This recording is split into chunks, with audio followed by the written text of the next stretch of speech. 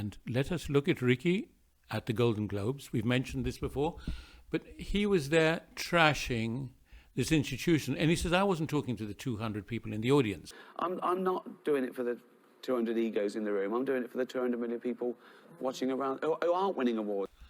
Not the ones receiving awards, the ones hoping to get awards, the ones who are talented, the ones who've made brilliant works of art. He's not interested in them because the big audience is 200 million people. Ricky wants to plug himself. So he's talking about, watch Netflix, my new series. You know, this is the thing to watch. This is all so boring.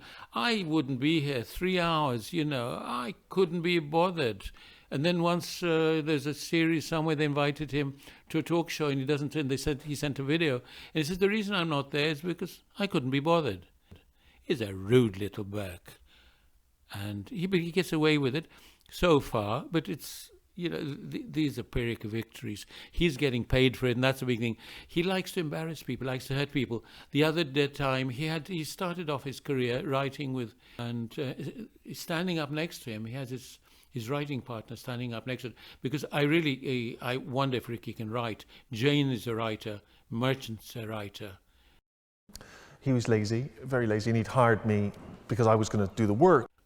But Ricky, you know, but if you judge by the way he speaks, one wonders if he can actually put two words together on a piece of paper. But he has good partnerships. So he's talking about the money he's making. I make this money, getting paid 10 times as much as him.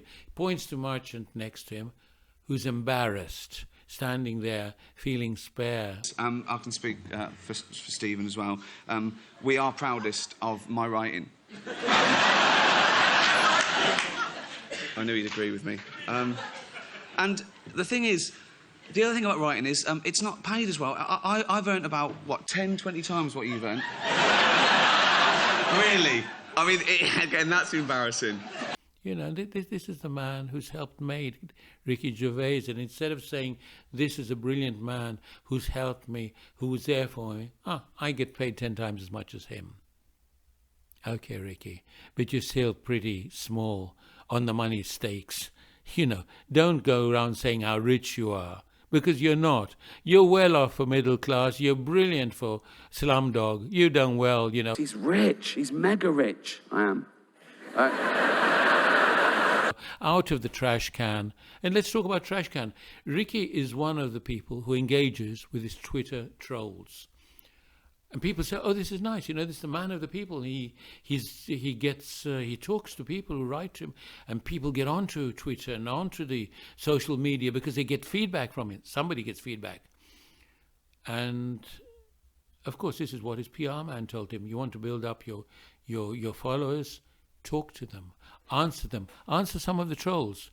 But Ricky says he doesn't care, but he does care. He gets pissed off. He gets annoyed what people says. And you can say this, but he says, I engage with them.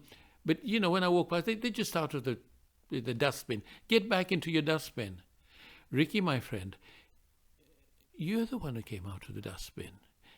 You're the one who never had a bath. You're the one who was at school doing what was doing, you know, never studied. How did you get by? How did you get the marks? You're not that brilliant. You're shrewd. You're shrewd as the devil. Yes, of course. And you like that. Not intelligent, though. And here is little runt Ricky Gervais making fun of Spielberg, making fun of Hanks, making fun of people who have given us the world, open our horizons, the greatest entertainers of our time. And he's up there trashing them and saying he'd rather be somewhere else. Well, you will be sure. Someday, mate, it will be your turn. It's coming.